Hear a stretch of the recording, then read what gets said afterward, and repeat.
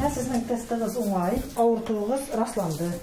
Сездә менә шушы инфекция ковид дигән бар. Орчадагы үзәк хастаханәнең фильтр бүлмәсе бу. Югары Мәтәскә улыннан килгән Зөфәр Аби Хайретдиновтан экспресс-тест алганнан соң анда коронавирус булуы ачыклана. Берничә көн температурасы төшмәгән. Менә бер 15 көнгә минем 2 көн температура булды. 37.5, 37.2 булды. Bundan температура төште, хәҗәт көтә башлады. Җиткерә башлаган, ит ожырган әле узар дип больницага килмәгән. Бирдә фильтр аша көненә 20ләп кеше узар. Ләкин килгән һәрбер кешене дә өенә кайтарып җибәрмиләр шул. Табиблар инде пациентның хәле катлаулы дип таба икән, аны кызыл зонага салып дәваларга туры килә. Бүген андагы хәлләрне үз күзләребез белән без дә кереп күрергә булдык. Моның өчен төп кагыйдә ул менә шундый махсус киемнәр кию. Бердә инде размер карап торыш юк, иң мөһиме иминлек мәсьәләсе. Мисал өчен хәтта перчатканы 2 кат киябез. Бар тик шуннан соң гына кызыл зонага үтәргә мөмкин.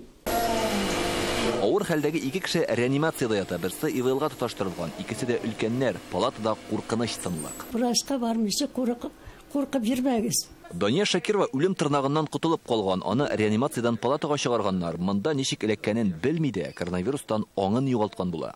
Табибларга исән-сау яшәсеннәр, хәвеф-хәтәрсез эшләсеннәр.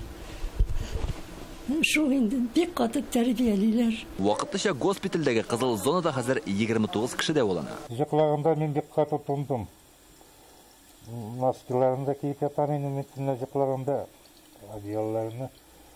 Шуннан бик каты мин дирелтәп яттым инде, радиол белән терендем булып. Мин килгәндә ничек килгәнемне белмим.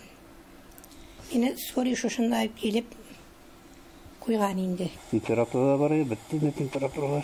2021 елда бу госпитальдә 1200 кеше дәваланган, 90га якын кешенең гомере өзелгән. Омикрон дигән штамм ул җиңелрәк дисәләр дә, аның барыбер үзенең последствиялары бар.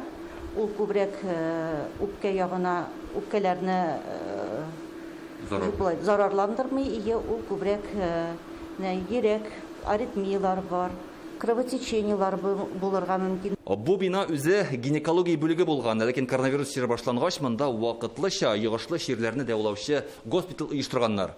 Иң куркыныч вакыт 2021 елның сентябрь, октябрь һәм ноябрь айларына туры килә. Анда хәтта палатларда гына түгел, коридорда да авырларны дәваларга туры килгән. Моның өчен менә шундый махсус кислород җылынмалары урнаштырганнар. Хәзер бу хастаханәдә буш урыннар бар, шулай да табиблар тынычланмый. Орча Казанга иң якын районнарның берсе. Кешеләр көн сайын шунда эшкә йөри, тимер юл да якын. Чир тиз тарала. Пандемия башланганнан алып бүгенгесе көнгә хәтле 21 елның ахырына хәтле безнең районда бар җыйнысы где-то 5000гә якын кеше авырткан булса, менә 22нче елда менә бу яңа омикрон дип әйтәбез ичендә волнада безнең уже 2000ннән артык кеше бу процесска вовлекация итте, авырып киттеләр. Орча районының Мендеш авылында 55 ел бергә гомер итүче Рамазановлар бу. Нык авырып савыккач, алар өчен тормышның кадере тагын да арткан. 80нче яше белән баручы Альберт абый күптән түгел коронавирус белән авырган. Хәзер дә көн сайын авыл фельдшерына килеп тикшеренеп китә. Хатыны Кәүсәри апа вакцина ясаткан була. Шуңамы чирләмәгәндә. Була инде төрле вакыт. Давленияларда уйнап китәнем, аның нитеп булмый. Ну, бик әйбәт Аллага шөкер. Җибетләрский бабаем бик әйбәт. Ишән генә булсын. Барысын эшләп торабыз. Татарстанда соңгы көннәрдә коронавирус белән авыручылар саны бер тирәдә тибрәлә. Бу гыйнвар ахырында башланган үсештән соң бер тотрыклану кебек. 13 гыйнварда бер тәүлектә коронавирус белән чирләүчеләр саны 100дән узып китсә, иң зур сан 13 февральгә туры килә. Бер тәүлектә 4000гә якын кеше ковид йоктырды. Орча районыннан Илдар Сафиуллин, Гадел Миңдубаев, Яңа Гасыр каналы.